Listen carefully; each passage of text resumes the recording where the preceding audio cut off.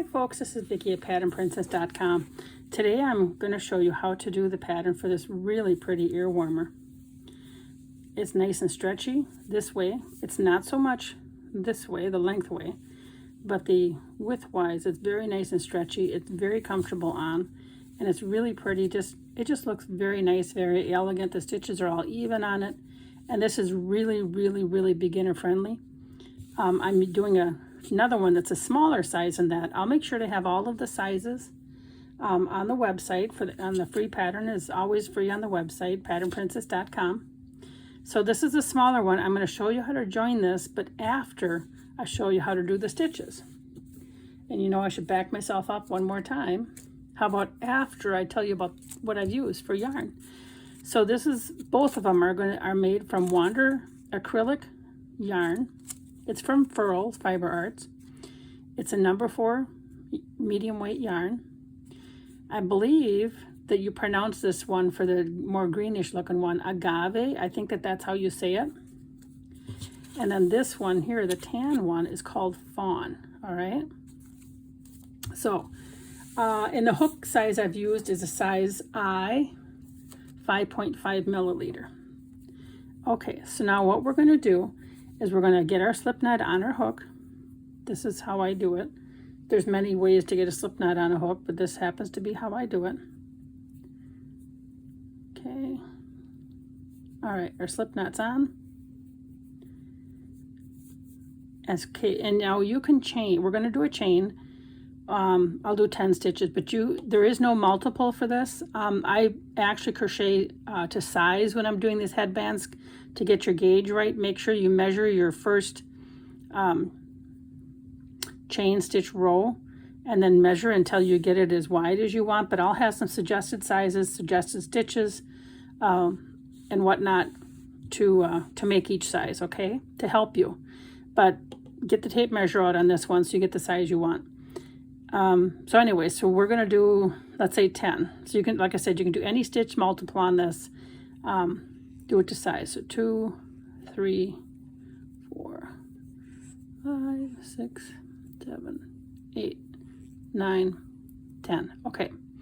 So what we're going to do, the stitches that we're going to do is just a slip stitch. But because they can tighten up on you really easy. And also on this particular one, to make the first row look just as nice as the last row. So look at that row. Look at this row. Can you tell? You cannot tell which row, at least I can't, where I started and where I stopped. So I'm going to work in the back bump for the first row. I'm going to skip the first one. But you see this back bump when I turn it over? Here's my 2 loops. But I'm going to turn it over and work in this back bump and keep your stitches loose. So I'm going to insert my hook in that back bump, yarn over, draw the yarn through it, keep it loose, keep everything kind of loose because it'll tighten up. And then you bring it through, right through the loop on your hook. Go to the next back bump, insert your hook, draw up your yarn, and bring it right through the loop. So we're just going to continue to slip stitch all the way across. And the first row is going to be using this back bump because it just makes it look so much nicer when you have this kind of a pattern where I think that it would show. I mean, and people look at your face, they would look at your head, and they could possibly see that maybe you might have an unsightly beginning row with some gaps in it. So on this particular one, I think it's important to do the back bump on the first row. So I'm ready to the end of the row. There's my back bumps. So this is how it looks so far. It's a little bitty swatch, but here it is, okay? Now I'm going to turn it, and the whole thing is a slip stitch. So what I'm going to show you right now, this next row, oh man, my yarn's getting away on me, is what you repeat the entire pattern. So we're going to yarn over, or yarn, I should say. We're going to do a chain 1. And then we're going to insert our hook into the back loop, bring it through, and then bring it through again. And we're going to continue to do this all the way across, and it's just a back loop slip stitch. Keep them loose, because if you don't keep them loose, it'll get too tight, and it is really hard to get into them when they're too tight. So continue to keep them loose.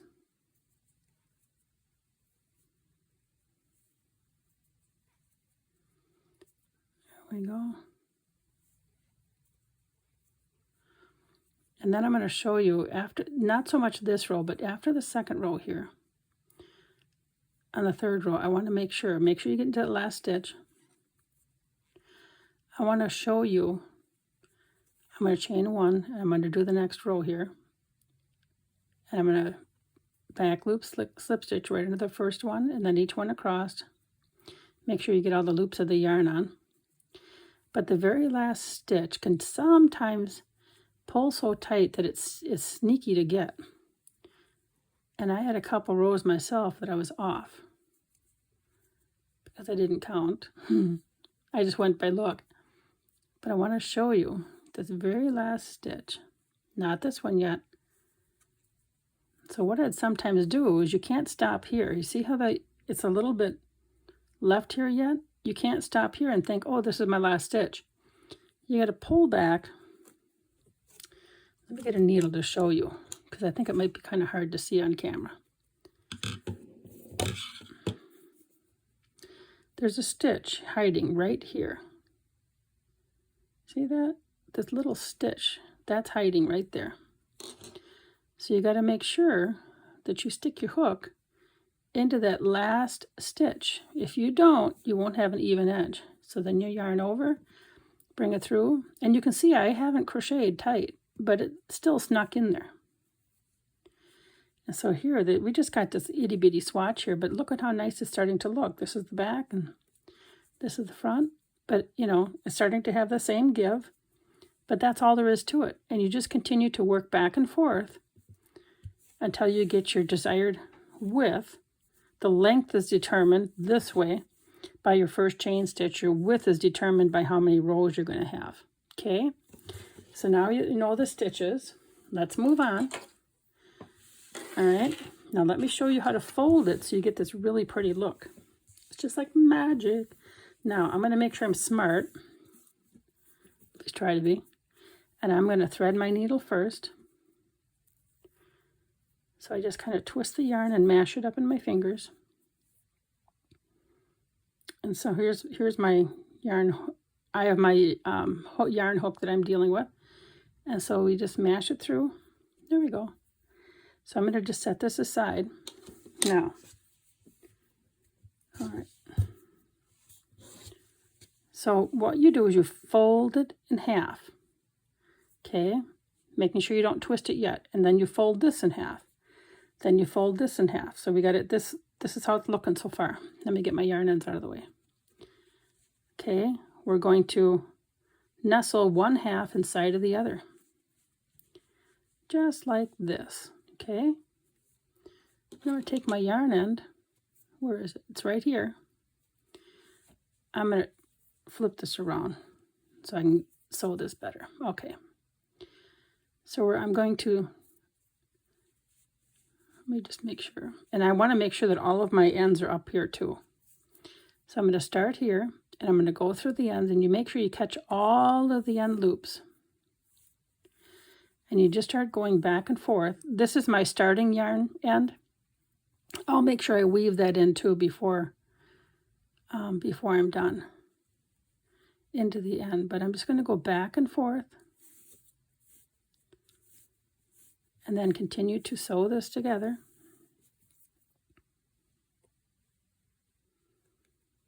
It doesn't take too long. This whole thing can be made in a weekend, because it does take a little time to make the slip stitches. But it's really fun to do when you're watching TV with the family.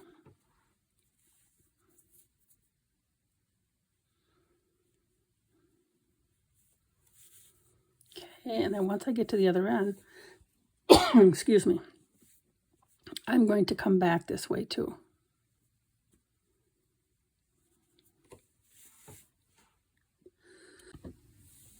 Sorry about that. I just had to cough quick. Okay, we're to the end. But now I'm going to come back this way. I just like to do a double layer.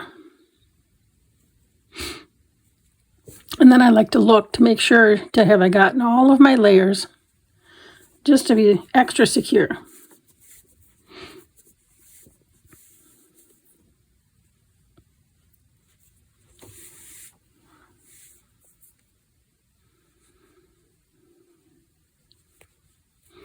And then I'll show you how I weave in my yarn end as well, so you can see that part of it.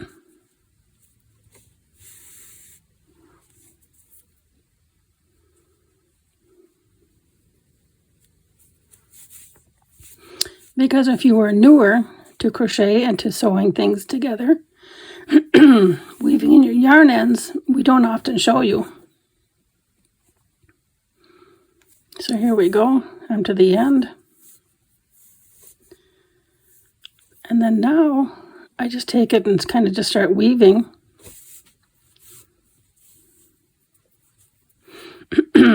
Back and forth. And it's already kind of snug. So I just want to make sure it's snug,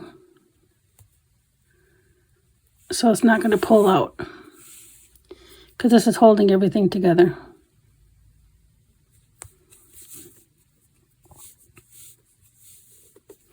And we'll go one more time in here. It's feeling pretty snug. Okay, so now I'm going to weave in this other one, and I'm going to snip my yarns off, and then I'll do the reveal, okay? Okay, I have my yarn ends all done. Let's turn it inside out. Isn't this cute? This is a much smaller one. It's a nice size for a little girl. There, isn't that nice? All done.